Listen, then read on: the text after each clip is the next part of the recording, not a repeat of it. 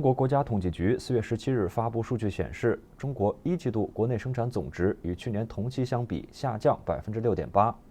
有消息称，第一季度的收缩至少是自1992年中国开始发布季度 GDP 数据以来首次出现负增长的情况。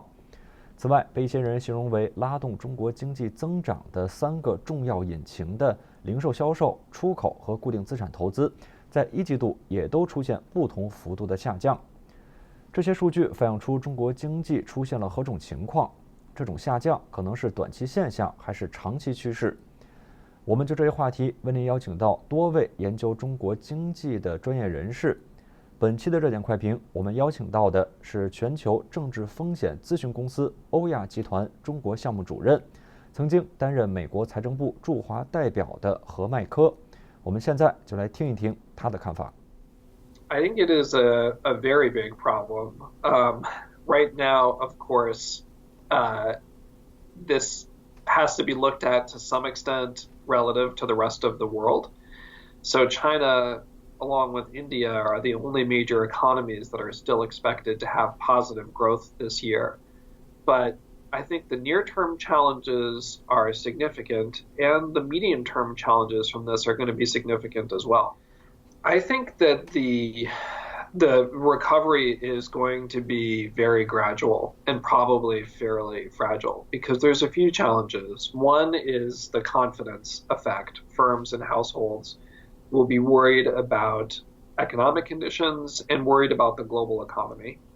And then the new normal of how China functions under coronavirus is also going to be, I think, a significant headwind to the economy.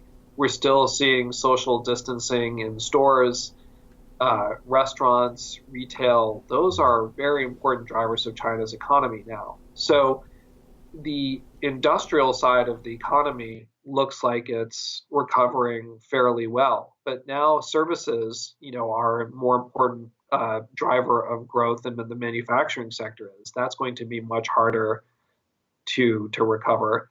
And consumption is a key growth driver right now, and that will be held back by household confidence. So I think it's going to be a recovery that is, fairly gradual and to some extent maybe fragile. But China's role in this crisis is going to look a lot different from 2008, 2009, when China undertook a huge stimulus package, which was a major contribution to the global recovery in 2009.